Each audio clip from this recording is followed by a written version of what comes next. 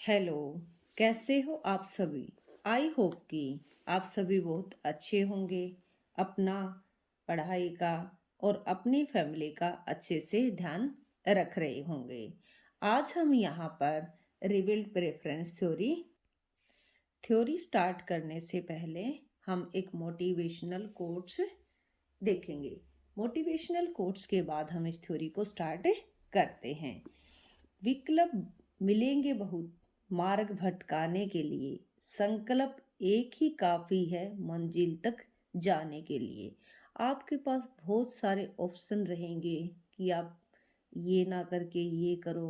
बहुत सारे लोग आपको ऐसे मिलेंगे आपके रास्ते में कि जो आपको भटकाते रहेंगे, लेकिन आप इन सब चीज़ों को छोड़कर अपने लक्ष्य के ऊपर फोकस रखिए, क्योंकि सही समय पर अगर सही डिसीजन लिया जाए तो बहुत अच्छा रहता है। यदि डिसीजन सही हो लेकिन समय गलत हो, जब आप अपनी एज निकलने के बाद अगर कोई भी डिसीजन लोगे तो उसका कोई भी फायदा नहीं होगा। तो इसलिए सही समय पर सही डिसीजन लीजिए, आप अपने लक्ष्य के ऊपर फोकस कीजिए। तो आज हम यहाँ पर स्टार्ट करते हैं revealed preference theory of demand. आपने इससे पहले ये कंज्यूमर बिहेवियर में थर्ड थ्योरी आती है। इससे पहले आपने स्टार्टिंग में आपने कार्डिनल थ्योरी पढ़ी, cardinal theory of demand. Second आपने पढ़ी ऑर्डिनल, जिसको आप इंडिफरेंस करो के नाम से जानते हो। थर्ड आज हम कर रहे हैं रिविल्ड प्रेफरेंस थ्योरी, जो थर्ड है। ये जो रिविल्ड प्रेफरेंस थ्योरी है, ये जो दी है वो सैमुअल्सन ने दी है, यानी कि इसको जो इंट्रोड्यूस किया है सैमुअल्सन ने 1938 में किया है। इससे पहले जो हमारी कार्डिनल जो थ्योरी है वो बेस्ड था आपकी एक तरीके से 1 2 3, यानी कि जो यूटिलिटी है उसको आप मेजर कर सकते हो। पर जो इंडिफरेंस कराओ है उसके अंदर आपने देखा कि यूटिलिटी को आप मेजर नहीं कर सकते, सिर्फ एक ऑर्डर दे सकते हो। यानी कि आप कोई भी एक्स कमोडिटी है उसको ज़्यादा प्रेफर करते हो वाई कमोडिटी से, वाई कमोडिटी को ज़्यादा प्रेफर करते हो जेड से। यानी कि जो एक्स कमोडिटी आप रैंक दे सकते हो, ऑर्डर दे सकते हो कि मैं इसको फर्स्ट प्रेफरेंस देता हूँ, इसको सेकंड और इसको थर्ड। इसका मतलब है कि ऑर्डिनल जो यूटिलिटी है उसके अंदर आप यूटिलिटी को नंबरिंग में मेजर नहीं कर सकते। इस प्रकार से दूसरी बात क्या है, यहाँ पर जो मार्जिनल यूटिलिटी ऑफ मनी थी वो कांस्टेंट रहती थी, लेकिन यहाँ पर जो मार्जिनल यूटिलिटी ऑफ मनी है वो चेंज होगी। कार्डिनल यूटिलिटी के अंदर आपने पढ़ा कि ये सिर्फ नॉर्मल गुड्स की बात करती है, और यहाँ पर ऑर्डिनल में पढ़ा कि ये नॉर्मल गुड्स, गिफिन गुड्स और इन्फीरियर गुड्स तीनों केसों की बात करती है। तो और क्या बात है कि ये जो बेस्ड है एक तरीके से मार्जिनल यूटिलिटी के ऊपर बेस्ड है, यानी कि जो मार्जिनल यूटिलिटी है, और जो ये थ्योरी जो बेस्ड है वो मार्जिनल रेट ऑफ सब्स्टिट्यूशन के ऊपर बेस्ड है। ये डिफरेंस है इन थ्योरी का। बस जो बट जो दोनों थ्योरी के अंदर जो कॉमन ये है कि इन दोनों थ्योरी के अंदर ही कंज्यूमर से पूछ लिया जाता है कि आप क्या चाहते हो। जैसे कि मैं आपको एग्जांपल दूं कि मान लिया जाए कि आप ये देखना चाहते हो कि समाज के अंदर जो लड़के और लड़कियां हैं, यानी कि जो गर्ल्स और जो बॉयज हैं, क्या उनके अंदर आज भी डिफरेंस किया जाता है? क्या लड़के लड़की में आज भी डिफरेंस किया जाता है? अगर आप कहीं पर भी जाओगे, वहाँ जब आप किसी के घर जा जाकर ये पूछते हो क्या आंटी आप बेटे को ज़्यादा पसंद करती हो या बेटी को, तो आपको पता है कि सभी ऑन स्पॉट माइक उनके सामने है, आप उनका इंटरव्यू ले रहे हो, तो आपको ऐसे ही बोलेंगे कि नहीं हमें तो लड़का और लड़की एक जैसे लगते हैं। तो वो इन दोनों थ्योरी इसी के ऊपर बेस्ड है। तो आप ये समझ लोगे ऐसा बोलने से कि भाई जो यहाँ की जो सोसाइटी के जो लोग हैं, जो समाज के लोग हैं, अब उनका जो माइंड है एक तरीके से वो डेवलप हो चुका है।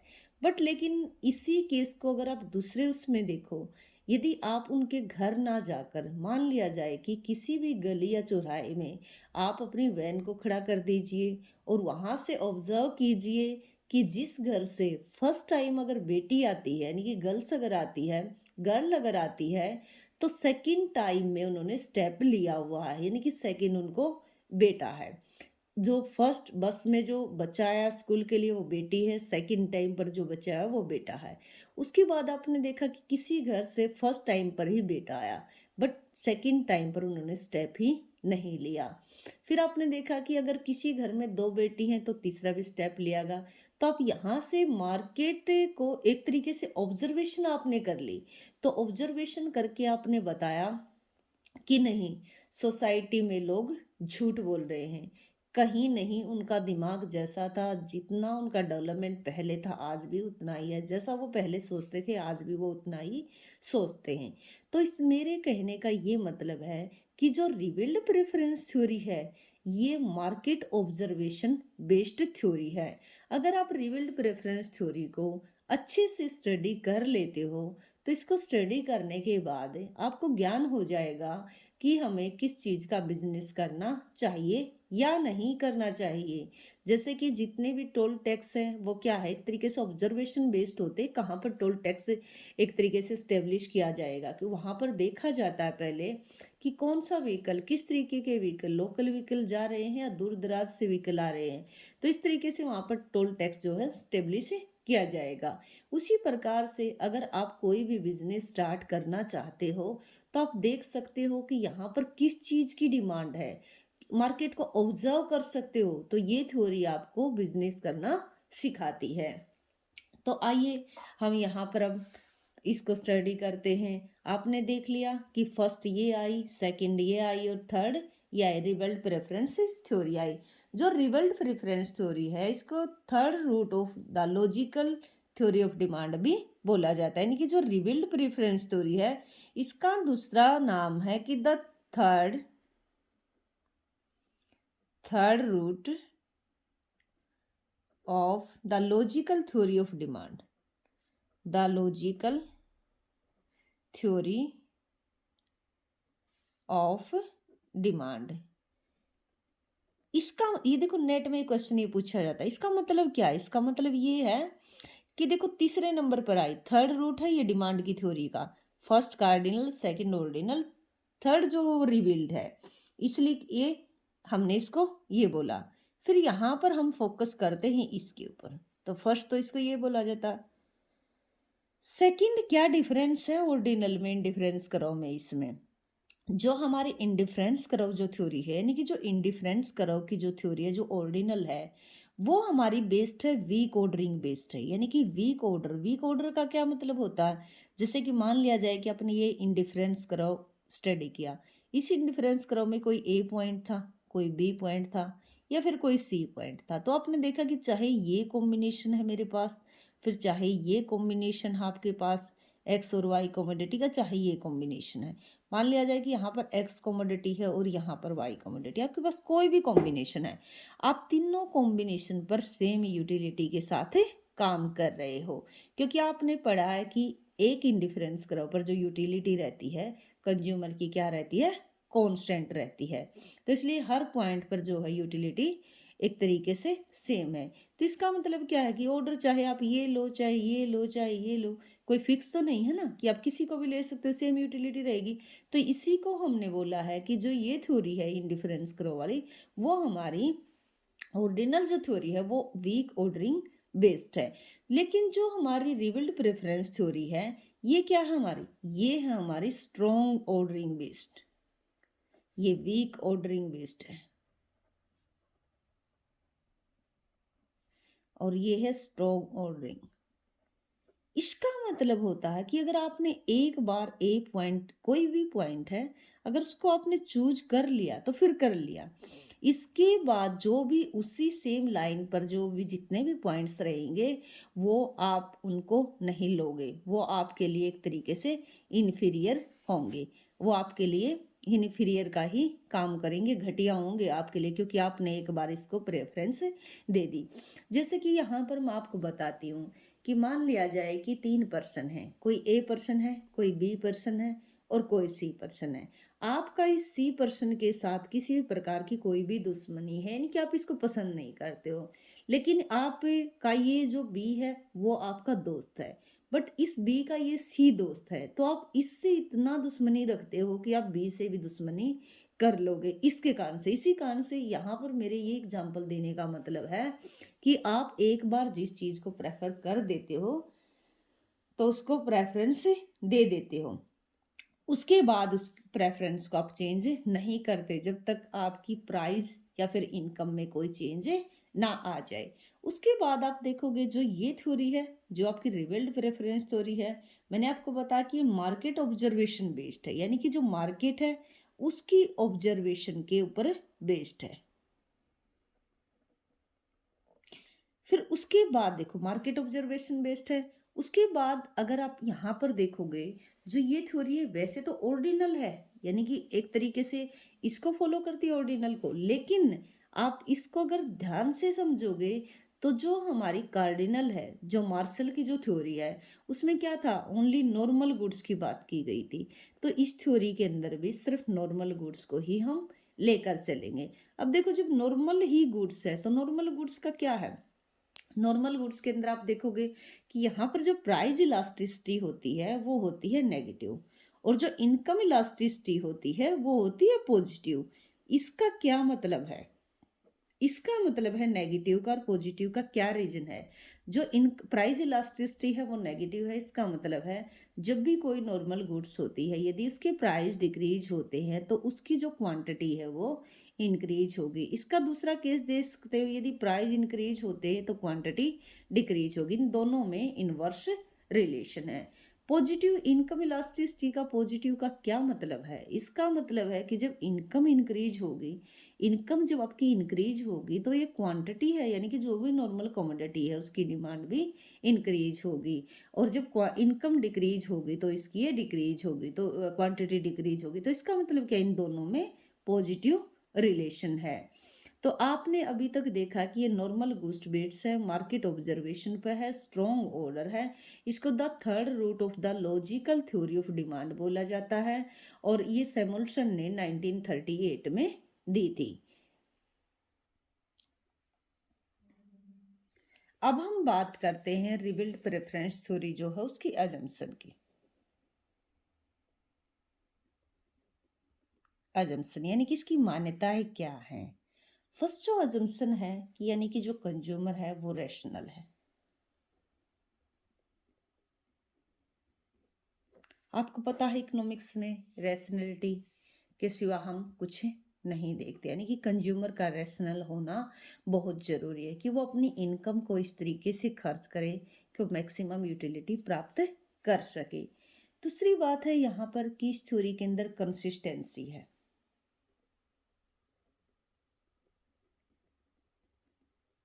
कंसिस्टेंसी का मतलब है ए ग्रेटर देन बी, तो आप किसी भी हालात में बी को चूज नहीं करोगे, सिर्फ आप ए को ही लेकर चलोगे। फिर तीसरी बात है कि ट्रांजिटिविटी।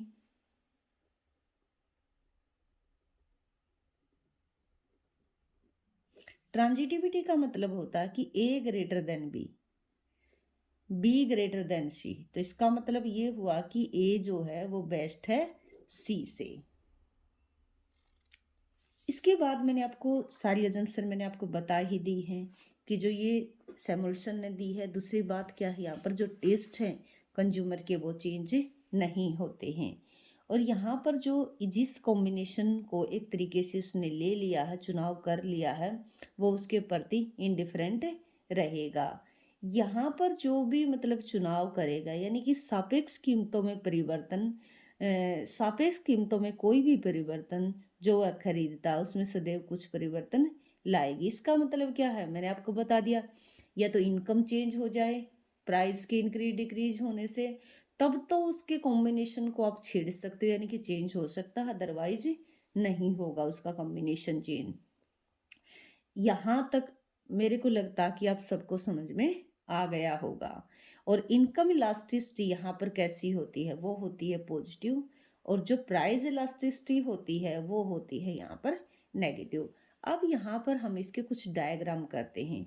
डायग्राम्स के अंदर आप देखोगे कि फर्स्ट हम लेकर चलते हैं कि राइज इन प्राइस। फर्स्ट हम बात करते हैं कि राइज इन प्राइस, यदि कीमतें बढ़ जाएं तो तब क्या होगा।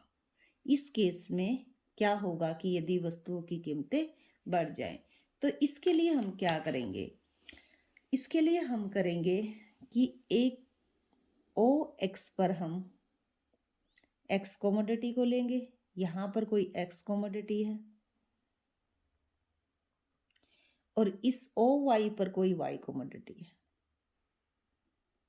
ये इस तरीके से है, ओ एक्स पर एक्स कॉमोडिटी है, ओ वाई पर वाई कॉमोडिटी है। हम मानकर चलते हैं कि जो हमारी स्टार्टिंग की लाइन है, बजट लाइन जो है वो है हमारी ये, कोई भी हम ले लेते हैं, मान लिया जाए कि पी क्यू लाइन है कोई भी। उस टाइम पर जो कंज्यूमर है वो मान लिया जाए कि किसी आर पॉइंट पर इक्विलिब्रियम में है। यहाँ पर आप देखोगे एक ये अलग है इंडिफरेंस कर्व से, जो ये सब्स्टिट्यूशन इफेक्ट आप देखोगे वो बजट लाइन के साथ चलेगा, वहाँ पर वो इंडिफरेंस कर्व के साथ चलता था। तो यहाँ पर आर पॉइंट पर आप इतना एक्स कॉमोडिटी को लेते हो और इतना लेते हो इस वाई कॉमोडिटी को, ये कॉम्बिनेशन आप एक तरीके से ले रखा, आप इसके प्रति क्या है एक तरीके से इंडिफरेंट हो। अब इसके बाद यदि price of x commodity decrease हो जाते हैं, देखो इसको निकालने का एक तरीका होता है कि प्राइस ऑफ एक्स लिखिए, यहाँ पर ये प्राइस ऑफ वाई है, आपको पता है ये स्लोप है बजट लाइन का, यानी कि स्लोप ऑफ बजट लाइन, ये स्लोप ऑफ बजट लाइन है। अब इसके यहाँ पर आप क्या करोगे, यदि आपके प्राइस डिक्रीज होंगे तो देखोगे आपका बजट लाइन का स्लोप भी डिक्रीज हो, सॉरी यहाँ पर प्राइस इंक्रीज करने की बात करें, यदि प्राइस इंक्रीज होंगे तो जो बजट लाइन है उसका स्लोप भी इंक्रीज हो जाएगा। तो प्राइस इंक्रीज होने से जो आपकी ये बजट लाइन है वो आपकी एक तरीके से लेफ्ट शिफ्ट कर जाएगी। अब आपकी बजट लाइन हो जाएगी पी क्यू से एक तरीके से चेंज होकर ये हो जाएगी आपकी पी एस। अब आपका जो कंजम्पशन का पॉइंट है वो हो जाएगा ए। ये जो ए पॉइंट है ये आपको बताता है कि ये वस्तु महंगी हो गई है, इसलिए जब हम इसको इतना कंज्यूम करते थे तो अब इसका हम कंजम्पशन इतना करेंगे, ये चीज़ दिखाती है। लेकिन होता क्या है कि जितने भी यहाँ पर जो प्राइस इंक्रीज हुए हैं, प्राइस इंक्रीज का क्या मतलब है, मान लिया जाए कि पहले कोई भी कमोडिटी थी उसके प्राइस थे 5, अब उसके प्राइस होकर हो गए 10, तो ये प्राइस में चेंज आया 5 का। तो ये इनकम आपकी एक तरीके से आपको 5 रुपये अब ज़्यादा चाहिए। तो यहाँ पर क्या किया जाता है कि कंज्यूमर की जितनी इनकम डिक्रीज हुई है उसको उतना कंपनसेट कर दिया जाता है।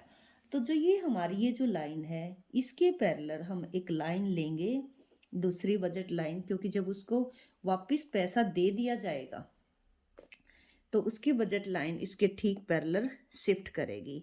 और ध्यान रखना कि ये इससे होते हुए आएगी, ये जो पॉइंट है। अब इसका कारण मैं आपको बताऊंगी कि ऐसा क्यों है।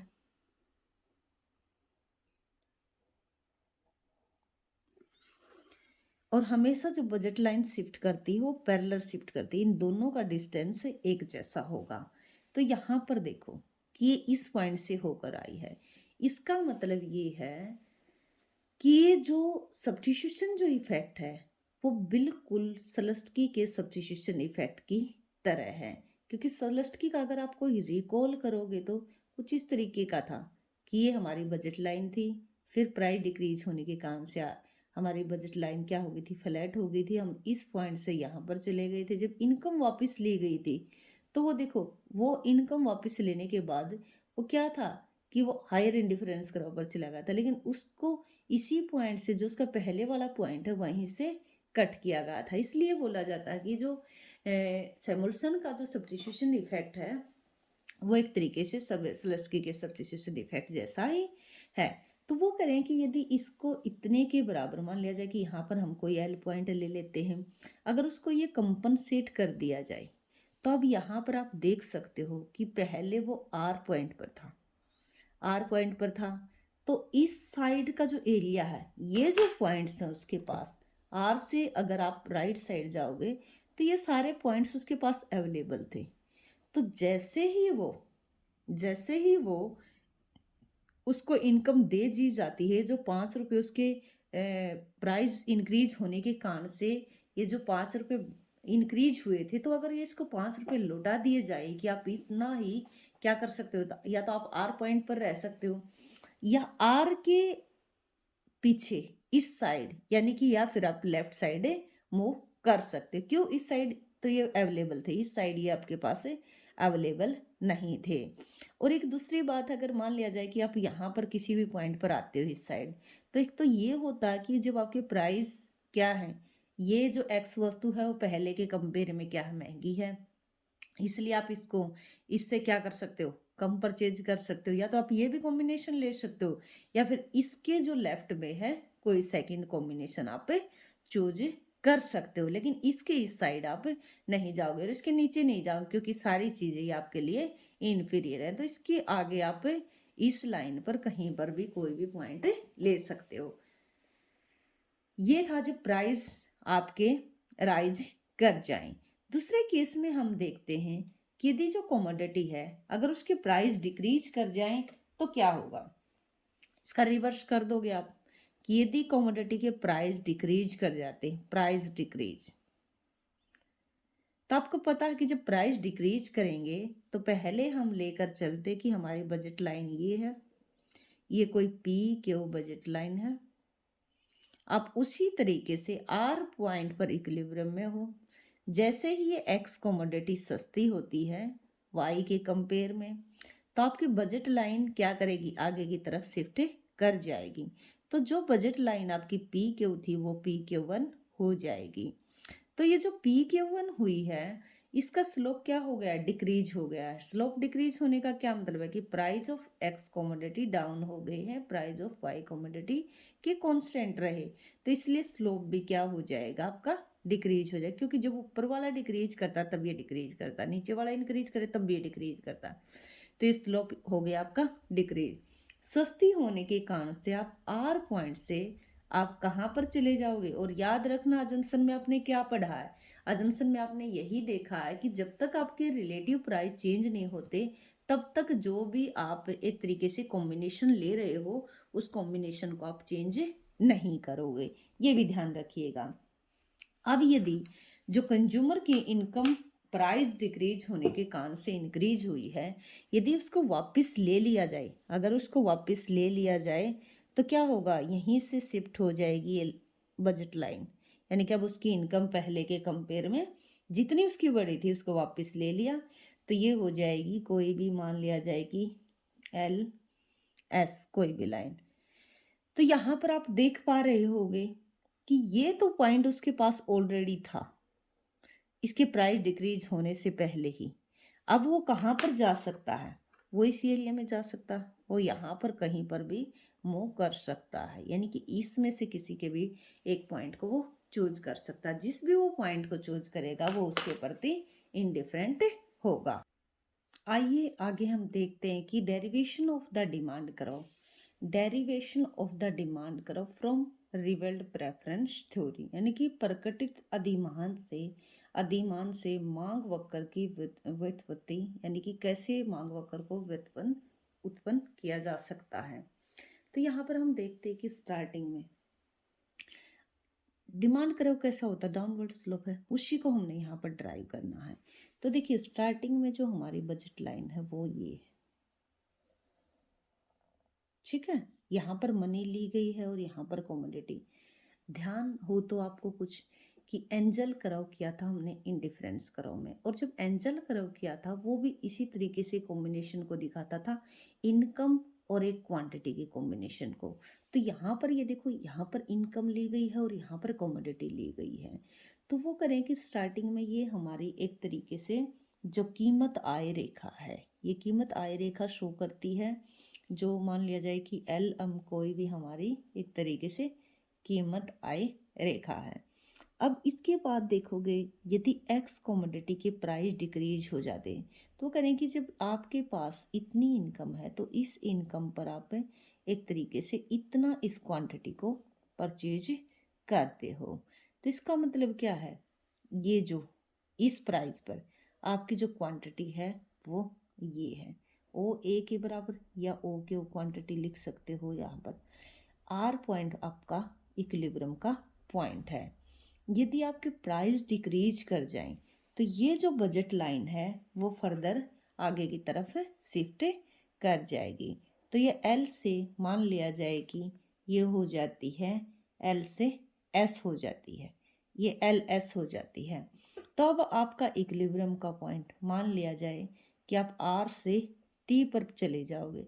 रीजन यही है, प्राइस डिक्रीज होने से ये प्राइस एक तरीके से प्राइस इफेक्ट होता है ना कि आर से आप टी पर गए तो प्राइस इफेक्ट है ये, क्योंकि जब ये सस्ती होगी तो इसके कंपेयर में आप इसको ज़्यादा परचेज करोगे। मान लिया जाए कि आप इसको अब इतना परचेज करते हो, इसको नीचे ले आओगे, आप इसको इस तरीके से नीचे ले आओगे। तो जब प्राइस आपके इतने थे, प्राइस इतने थे, तो उस टाइम पर क्या थी, क्वांटिटी आपकी कम थी। जैसे ही आपके प्राइस डिक्रीज हुए हैं तो आपकी क्वांटिटी क्या हो गई है, इंक्रीज हो गई। आप क्यू से क्यू वन हो गए हो, क्यू वन पर चले गए हो। यहाँ पर तो प्राइस डिक्रीज होने के कारण से इनकम इंक्रीज हो गई आपकी। इस कारण से जब आपकी परचेजिंग पावर इंक्रीज होती है, कोई भी चीज़ सस्ती होती है, खरीदने की क्षमता बढ़ती है, इस कारण से आप क्यू से क्यू वन पर गए। यहाँ पर आपने देखा कि जब कीमत इतनी थी तो क्वांटिटी हम इतनी ले रहे थे, जब कीमत इतनी हुई घटकर तो हमने इसकी क्वांटिटी को बढ़ा दिया। तो इसलिए अगर हम इन पॉइंट्स को हम ज्वाइंट कर दें तो क्या कहलाएगा, एक तरीके से ये आपका डिमांड कर्व कहलाएगा। तो इस तरीके से जो हमारा रिबल्ट प्रेफरेंस थ्योरी है उससे हम डिमांड कर्व को ड्रॉ कर सकते हो।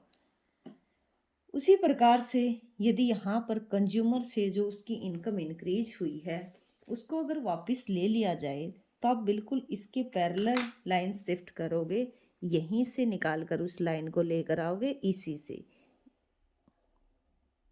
ये रही। अब आप क्या कर सकते हो, या तो आप ये कॉम्बिनेशन चूज कर सकते हो, ये ऑलरेडी आपके पास ये कॉम्बिनेशन है, आप इस साइड तो नहीं जाओगे, या फिर आप इस साइड कहीं पर आ सकते हो। तो ये एक तरीके से क्या दिखा रही है कि हम इस तरीके से भी डिमांड करें को निकाल सकते हैं। और ये वही बात है कि आप इस पॉइंट को ले सकते हो बट इसके बैक नहीं जाओगे, क्योंकि ऑलरेडी पहले भी थे ये पॉइंट, तब आपके लिए इन्फीरियर थे, तो अब भी आपके लिए इन्फीरियर ही रहेंगे। आप राइट साइड मूव कर सकते हो प्राइस घटने के कारण से जो आपकी खरीदने की क्षमता बढ़ी है। उसके बाद यदि आपकी वो इनकम ले ली जाती है तो आपकी बजट लाइन ये एल एस से मान लिया जाए कि ये एम एन हो जाती है। आपकी इनकम घटने के बाद भी आप इस कमोडिटी को या तो उतना ही खरीद सकते हो या फिर इस साइड आ सकते हो, ठीक है, क्योंकि कीमत घट गई है तो आप वाई के कंपेयर में जो भी आपकी दूसरी कमोडिटी है उसके कंपेयर में तो आप इसको ज़्यादा परचेज करोगे। Thank you so much. आप वीडियो को शेयर कीजिए, सब्सक्राइब कीजिए और इसके ऊपर लाइक कीजिए, कमेंट कीजिए, क्योंकि आपका एक लाइक हमें मोटिवेशन देगा ताकि हम आपके लिए कॉन्टिन्यूस वीडियो बना सकें। Thank you so much.